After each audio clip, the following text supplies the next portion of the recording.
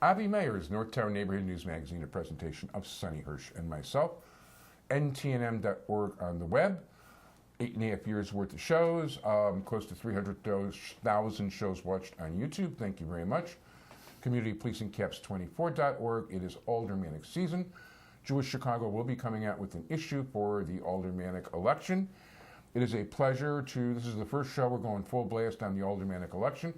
I'd like to introduce you to a candidate for election as alderman in the 2nd Ward of Chicago, Steve Niketopoulos. How you doing? Pleasure. It's great to be here. My pleasure. Yeah. So tell us a little bit about yourself. Well, we were talking a little bit beforehand, but I'm a big fan of this show because for the last 8 years I've been an educational TV producer at CanTV. So I've seen this show over and over again on the broadcast network. But yeah, basically I come from the background of television and radio. In my spare time, I became a community volunteer, neighborhood president, and I started to design a lot of social media networks to try to bring neighbors together to literally solve problems without having to necessarily rely on the wards or any kind of program funding. And we've just done wonders for Westtown, and it's expanded into some of the new area of the 2nd Ward. When the map changed, I saw that there were some area that was already being affected by the amount of neighbors working together, so it made sense to be part of the race. No, it sounds good. It should be exciting. I take it this is the first time you're running for office. It is. It is. You know, I'm not a part of a political party. You know, I'm running as a nonpartisan. You know, so I don't necessarily have any kind of national ambitions or ties to any kind of politics. It's more that I work with neighborhood groups and local businesses, and I try to understand all the different viewpoints. You know, you can find that there's a lot that you can take from, say, a Democratic point of view or a Republican point of view, and if it makes sense for the neighborhood, that's what you got. That's what you want to go with.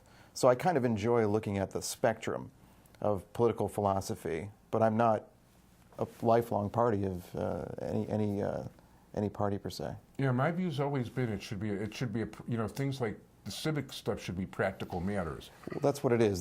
When you get down on the block-by-block municipal level, I mean, that's when you're literally trying to figure out how to best manage or coordinate the city services or try to work with the personalities behind, you know, whether it's a neighborhood group or a condo association, because you have to understand everybody's coming from a different point of view, so you have to take the time and have the patience to understand different philosophies on how to work with something.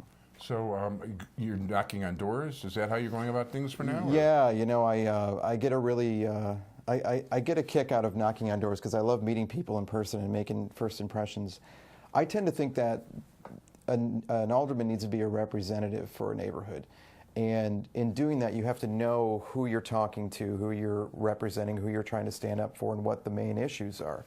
And you learn so much about everybody's immediate focus when you are taking the time to find them.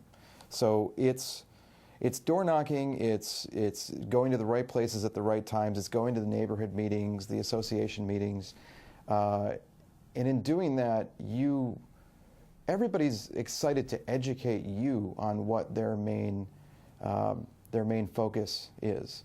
And if you pay attention, if you put yourself out there, you immediately can try to help figure out what the solutions can be. So I always look at everything from a problem-solution point of view. So I enjoy hearing about what the problems are, and I enjoy working with people and trying to figure out what is the right solution for what they're trying to accomplish. It sounds actually pretty good and pretty practical. Yeah. Oh, before I forget, I want to thank Angie Brugilio. I hope I'm pronouncing that close to right. Yeah. You know, for bringing you to my attention and getting you on the show, and I had no idea you actually worked for CanTV. Yeah. I have a lot of there's a lot of things that come out about me and you know, the things that I've been involved with in the past, but specifically when you work at CanTV, and you know this from, and Sonny knows this from going into CanTV, that you meet every kind of Chicagoan when you walk in the doors there. You never know day after day who you're going to run into. So I've met people from every kind of grassroots campaign or advocacy campaign, social service agency. It's a really great place to get an idea of what a lot of people are doing to fix problems from an alternative point of view. You know, it's interesting when when my favorite deputy superintendent of police of all time, Ramsey, was in Chicago. he told me he'd always be watching Channel 19 and 21.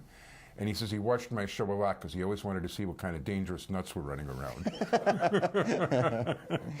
Oh yeah, he used to, and by the way, he became afterwards the police chief in Philadelphia and now Washington. Oh yeah. And he's very he's the guy who developed the whole community policing strategy in Chicago. I have taken community policing up to another level. The main way that a lot of neighbors know me and work with me is through a whole new concept of neighborhood watch that I've designed. Over the last 5 years. So this is coordinating with the CAPS departments, but there's a directive in place where CAPS doesn't want to get too involved with social media or put themselves out there too far. What I found is that you're not going to get, so in my neighborhood, we all of a sudden had a lot of neighbors that were broken into, there were burglaries in the same week in the same apartment building. And I found it really difficult to figure out how to, I would learn this, but how do I let all the other neighbors know when on my street there's all these gates with bars over them or windows are barred up? It's not the easiest place to do door knocking, actually.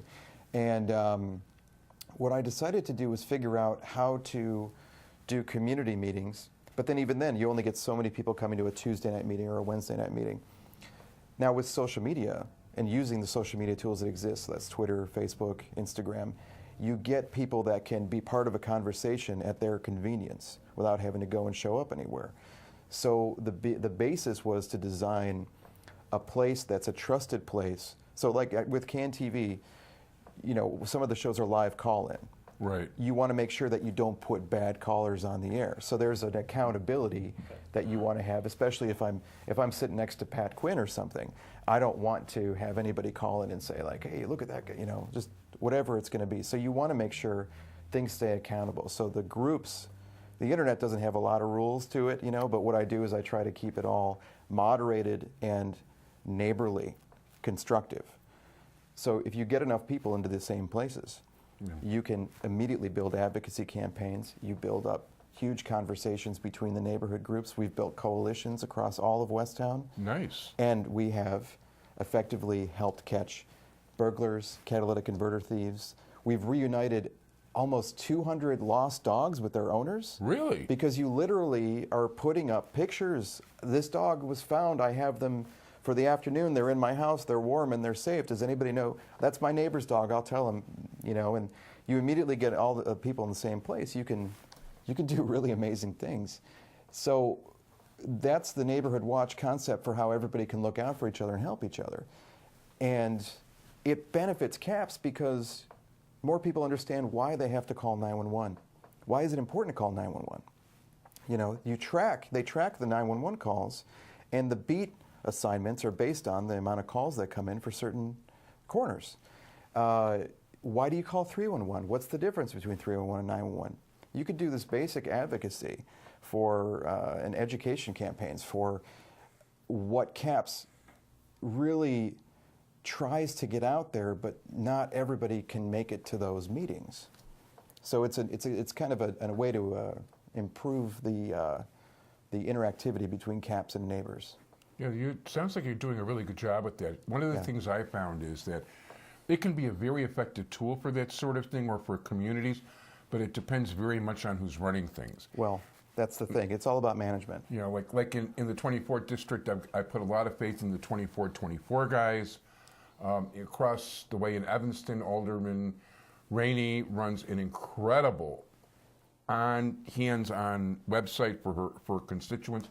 And it sounds like you're doing something very similar along those lines. Mm-hmm. I take it you probably have a web presence for your campaign. Sure, of course. Yeah, no, of course. I have a lot of fun with it because I like to keep it fresh and exciting and moving. And the kind of campaign I'm running where I'm literally out there every day, walking around, meeting people, having meetings, trying to make sure I'm at all the community meetings.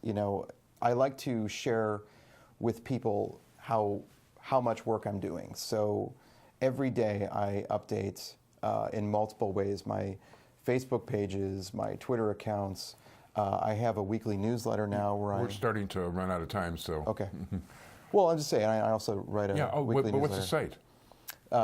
SteveForSecondWard.com. SteveForSecondWard.com. Yeah. And you have a Facebook presence also? Yeah. Yeah, so it's also facebook.com, Steve for Second Ward. And that's the number 2, Second Ward. Steve for Second Ward with the number 2. We want to thank you very much, Steve Niketopoulos. A pleasure meeting you, although we probably have run into each other at some point on CanTV. Pleasure. So anyway, thank you and good luck in the campaign. Thank you.